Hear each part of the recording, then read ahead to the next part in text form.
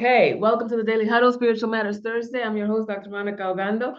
We're going to talk about the spiritual condition of the seasonal affective disorder. Have you heard of this? Put a 1 in the chat if you've heard of seasonal affective disorder. This is otherwise called the winter blues, darling. The winter blues. So what does that even mean? But let's get into that because I want to jump off immediately. So,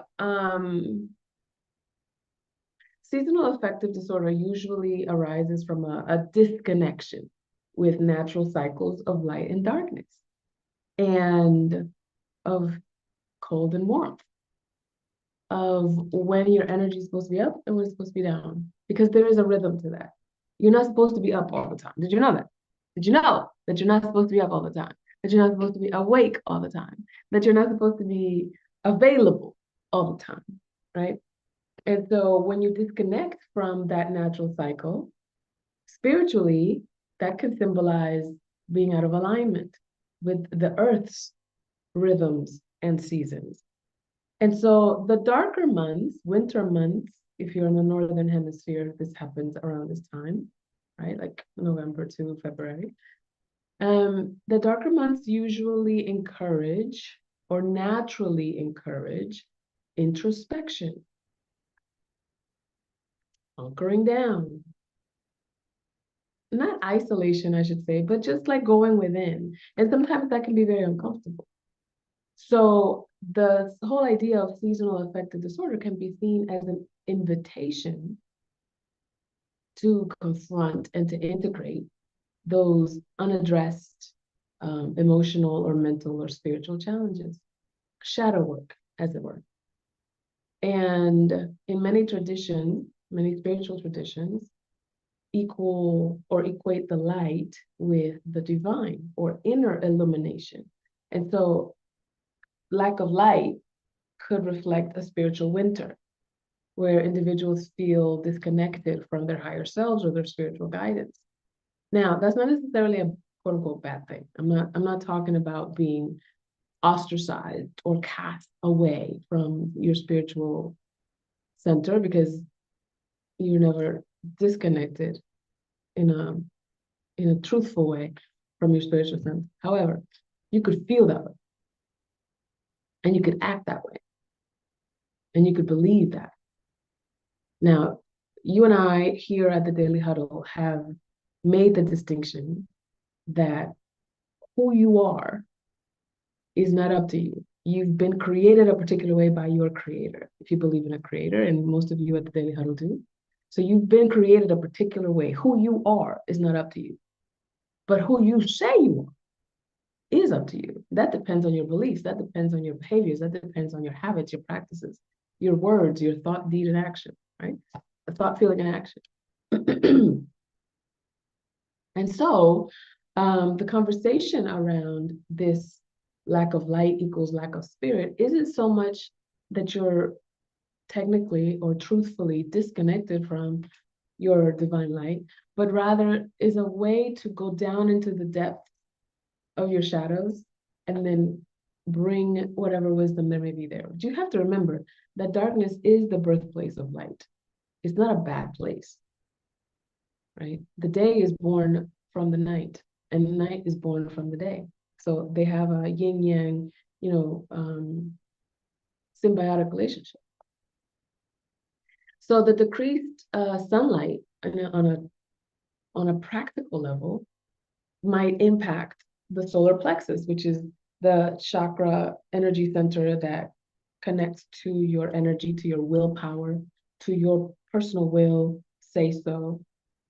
And so this idea of creating New Year's resolutions and then like willing yourself to inhabit these new habits or whatever, it's from a nature's cycle point of view, there's not time to do it. That's why you fall off by February. And so it leads to a sense of like diminished sense of vitality or purpose. And winter can be seen as a season of spiritual death and rebirth. So a spiritual or a seasonal affective disorder could be an opportunity to surrender to the cycle, to rest, to engage with that shadow work, and then emerge with new insights in the spring, right? Seasonal affective disorder also coincides with a more solitary season. I mean, if you check the temperature outside, you may not want to go visit friends. You may be like, can we Zoom? Because I'm not going nowhere. And it can serve as a wake-up call to cultivate meaningful connections and spiritual communities. The discomfort of seasonal affective disorder might be your soul's way of realigning you to practices that nourish your spirit, such as meditation or journaling or nature-based rituals, or to just be quiet, like nature is during winter. And we have such a discomfort with just being quiet. If you notice, most of the like season premieres of TV shows, etc., traditionally have happened around the fall and the winter arc, right? So it's like once you're inside, we still need to entertain you so that you don't go mad with your own thoughts. Because God forbid you be left alone with your own thoughts. God forbid you be the source of your own illumination, you know what I mean? Or entertainment. So the invitation that I am making to you is align yourself with nature's cycles. See what's there for you. Even when it's uncomfortable, sit with it so that you can see what's there. Some of you that have been following me for a while, that have been following Spiritual Matters Thursdays for a while, you know that every year I go through a fasting season from the end of Christmas to the beginning of February. It's about 40, 47 days. 40 actual days of water fasting and 7 days of, on Sundays, a meal. And that period of detoxing, that period of not, because food is very crucial and central to a lot of our social connections. A lot of times you meet people for coffee, for breakfast, for lunch, for dinner, for dessert, for, a nightcap, whatever the case may be. It's something that you're imbibing or ingesting is the excuse for social company, right?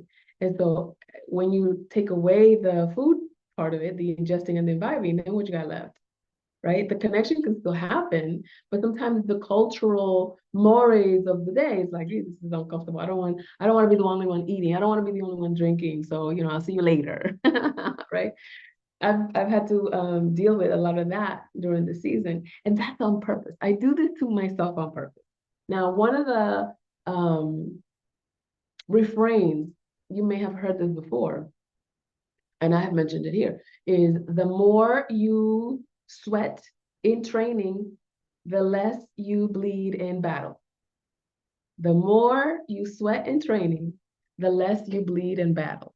And what that means, at least to me, is that when you volunteer yourself to discipline yourself, to condition yourself, right? Robin says a pint of sweat can save a gallon of blood. Exactly, it's the same sentiment. And so when you discipline yourself, when you train yourself, when you condition yourself voluntarily, you put yourself through the paces of austerity, of hardship, of limiting your or checking your consumption. By the time that you get to a real life circumstance, it's not that hard because you've already done it and you've done it voluntarily. So when it happens, quote unquote, involuntarily, when it's just a circumstance, and it's like, oh, yeah, I've done, I've handled this. So in the day-to-day life, let's say that I'm stuck in traffic, for example, and it's time for dinner, but now I'm 2 hours behind on time. Do you think that somebody who has volunteered to not eat for 40 days is gonna be mad at 2 hours? It's gonna be like my mood is gonna change. I'm gonna become hangry. I'm gonna lash out at no, I'm not. It doesn't even touch me because 2 hours of discomfort doesn't come close to 40 days of this. right? So when you train yourself to use, quote unquote, the winter blues or seasonal affective disorder, to go within, to discipline, to condition, to train yourself, then by the time that you go out there and it's time to show up, just like in the Bible, it says for Esther, you were born for such a time as this. So when it's time for you to show up, you've already chiseled yourself to be clear, to be present, to be unencumbered by creature comforts. And you'd be surprised. This is one of the reasons why the winter time is so important as a clearing for your next steps. Because just like when you look outside, the leaves are gone from the trees and there's nothing growing on the ground visibly. It's growing underneath, but not visibly. It doesn't happen until later when stuff starts to bloom around springtime. When you align yourself with those kinds of nature's cycles, then by the time that it's time to show up, you've already done the pruning. You've already done the clearing. You've already done the conditioning. And so whatever life or people or circumstances throw your way, you're like Neo at the end of the movie, like, can't touch me, right? Because you've done it already. And not from a place of hubris, not from a place of ego pride, but from a place of like, I'm prepared. You stay ready, you ain't gotta get ready. Yeah. And I'm wondering now with you, there's a conversation, usually a surface conversation of like, oh, the weather. Can you believe this weather? And oh my God, and climate change is real, and da, da, da, da. And it's like this surfacey thing about just the weather. But what have you noticed for yourself? I'm curious about your own energy and what you um, are being called to notice or to let go of this winter season. I'll go first, and then you can tell me. You raise your hand or put it in the chat. This particular winter season, the question that has been, I was going to say haunting me, but it's not haunting me, it's taunting me almost. Like, come on, there's some cheese down that tube. The question that has been taunting me is, who are you unencumbered? Who are you uninterrupted? If you really let the foot off the brake and just let yourself be 100% fully self-expressed, what would be available to you and to the world as a result of you being fully who you are? That's the question that I've been kind of swimming in.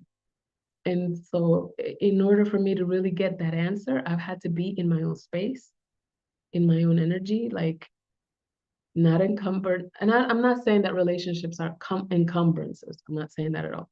But sometimes you have to isolate yourself from your relationship so that you can see what's my energy signature without being influenced by somebody else's energy imprint or preferences or needs or agenda or whatever. Independent of that, where am I?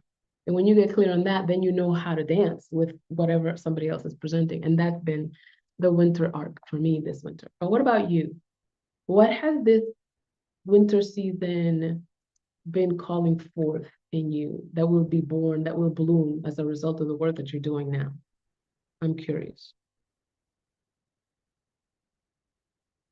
Because we could call it, seasonal affective disorder, and it's just something that you have to bear through. You hear my congestion, right? And for me, this is not congestion like seasonal sickness, because I don't get sick.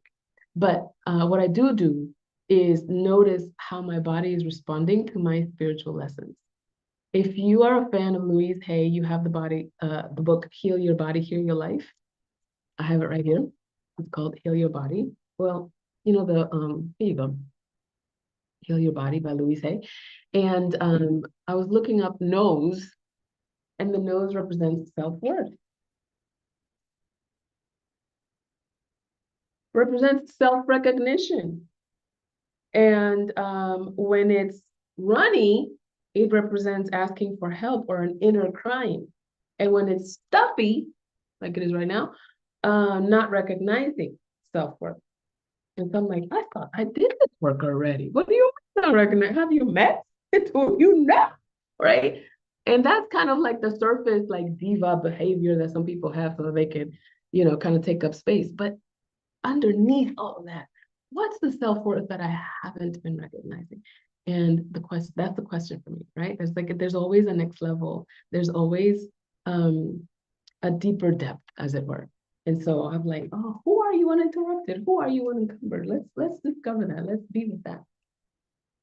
And the conversation that I have had in the past is unencumbered and untethered. You're too much. Take that down. You talk too much, you know too much, you speak too much, you have too many books, you have too many references, you have too many degrees, you have too much personality, like you know too many languages, like settle down, let somebody else shine, Lord.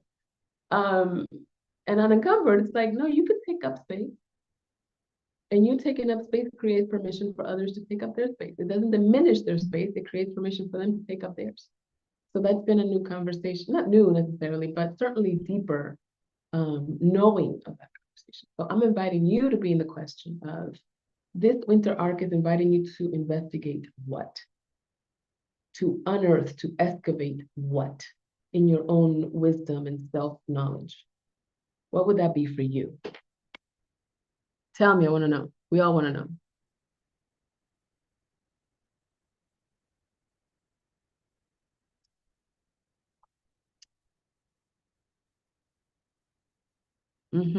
Don't all talk at once. Well, Yeah. Doc, Uh-huh. I'm um I'm not exactly sure how to answer that question, so I want to make Okay. sure I got it right. Okay. Let's do it. So, okay, so I'm gonna kind of like, in a sense, remove myself, right? Yeah. So that I can really tune into myself and find out really what's going on with me, right? Is Yeah. that what the question you're asking? Yeah. Like what's this Okay, winter season inviting you to look at within yourself? right. Okay. So are you asking, am I reflecting on this right now to see what is coming out of this for me? Yeah. Oh, okay then. All right. I just want to be clear on that. Yes. So for me, it's really to the unencumbered without the brakes on. It's for me just to go inside and see exactly what can I really do if I get myself out of the way and I let everything else get out of the way that I normally tell myself is a reason for why I can't move forward at this particular time. Right. Yeah, and I think the way I'm doing it now is that I'm it's kind of like I'm challenging myself. I'm looking at the things that I know need to be done to go to the other level because I've identified there's some things that need to be done that I have not really been doing. And now I'm telling myself, the heck with what you think you're going to do this. You're going forward, you're going to do that. You know, Okay. with the thoughts that normally make you hold back, you're going to just ignore them now and just try to go on in spite of yourself. Mm-hmm. Did I answer the question? Yeah. So Okay. you're telling yourself to take the foot off the brake on Off the yourself. brake. Exactly. Just exactly the way you said it. Take Mhm. my foot off the brake because I'm the one with the foot on the brake. It's not anybody else that That's has it. right. That's It's right. never any of those things that I say. Right. Yes. Mhm. Good. Thank you for that. Good. Thank you, Stan. Robin, you look like you're talking, but I can't hear you. Where's Robin? Where's his mute button or his unmute button or something? No, I was on the wrong microphone. Oh, okay. So what I took out of it was exactly the opposite of Stan. It's not that I need to take my foot off the brake, but I need to give myself the space to say my not wanting to get started at this time of the year is completely okay. Uh-huh. Because the seasonal affective disorder, the sleeping of the planet, the solar plexus being in a place of, the coldness makes you kind of pull in, and I don't have to stomp the gas pedal at this point because my body, the universe, nature, it's in a pulling back mode right now. So rather than kicking myself in the ass for not going to the gym and not starting with, I set my date for May 1st. I just said, screw it. I'm gonna allow myself to process, to hibernate, to heal internally, to focus on, what's going to be best in my world, in my life, for the universe around me.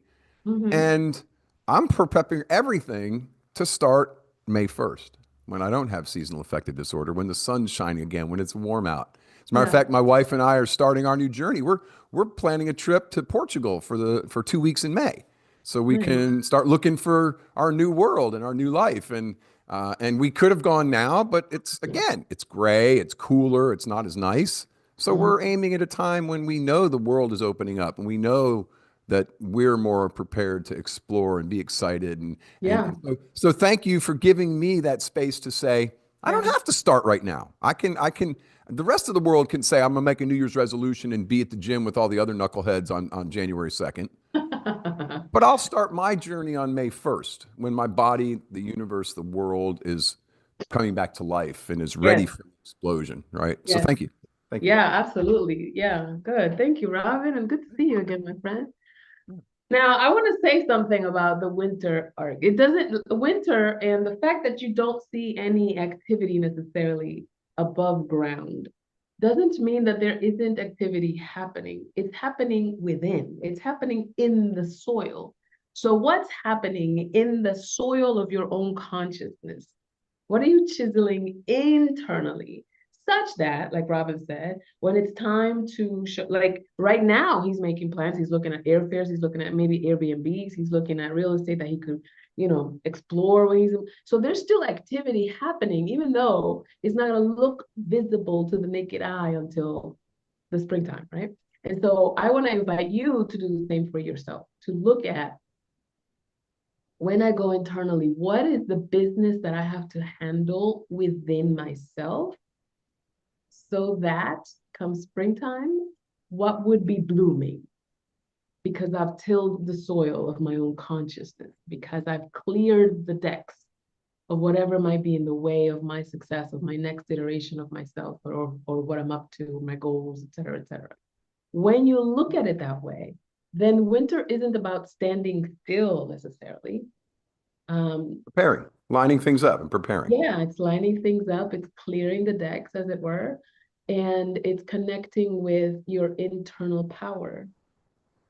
When you take away the external stuff, what's left? That's what you've got.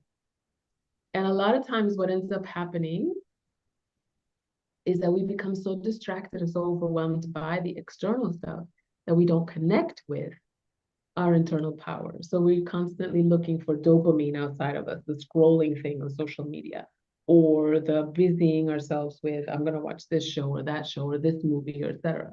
A lot of movies that come out around Christmas. Why? Because we want to keep you entertained. If you're entertained out here, then you don't have to look within. Who has a vested interest in you not looking within? Take a wild guess. Somebody that has to sell you something. And if you notice, everything that we have created culturally, technologically, etc., mimics something that has already been God-given. What do I mean by that? Wi-Fi, fiber optics, etc., mimics telepathy and astral travel, right? And your ability to heal yourself, the medical industrial complex mimics your ability to heal yourself. The supplement industry, particularly in the US, because there's the supplement industry is not as big in other countries, because there's the food actually still has nutrients in it. Surprise, surprise. And so the supplement industry mimics your ability to connect with natural healing solutions, herbs, vitamins, minerals, et cetera, right? The soil already has minerals. Plants and your food actually has your nutrients. You don't have to depend on supplements. So we extricate the stuff that's already within, so that then they can sell it back to you, right? And culturally, we've talked about third spaces. Third spaces are like, you have home and work, and then you have a third space. So a third space is where you create communities, where you create connection, is where you explore your own humanity, whether it's with church or with hobbies or with sports, et cetera, et cetera. And those things have been extracted from our regular day-to-day life and then sold back to us as a consumable good or a consumable experience. Right. And so this winter arc, I want you to look at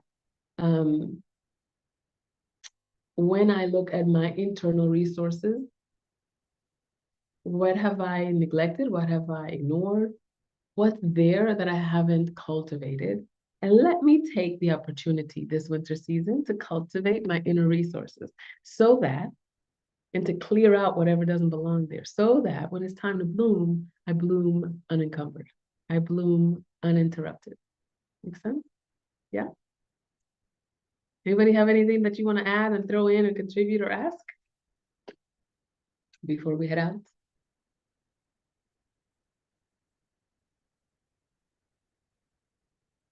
Doc, I just want to ask the question because I hadn't been able to get on in the last few Mondays. Am I still okay to come in for the Course in Miracles? Yes. Okay, absolutely. thank you. And Thank you.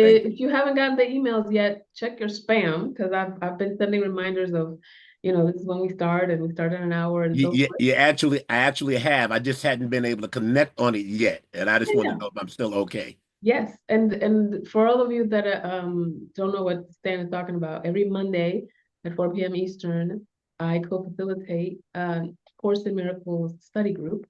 And so if you are interested in joining us for that, you're welcome to do so. It is free of charge. Love offering base only. And so just make sure that I have your email so I can send you the information packet, give you the information to log in to our study group community and all that good stuff. And I'll make sure to get that to you. So put your email in the chat and I'll make sure to get you that information. In the meantime, thank you for being here with us for one more Daily Huddle Spiritual Matters Thursday. Remember to love generously, to laugh, to stress less, to eat more plant-based food, to sleep, particularly now in the winter. Feel free to sleep in, honey. Go to sleep early, like the sun does, right? And take your time getting up, like the sun does.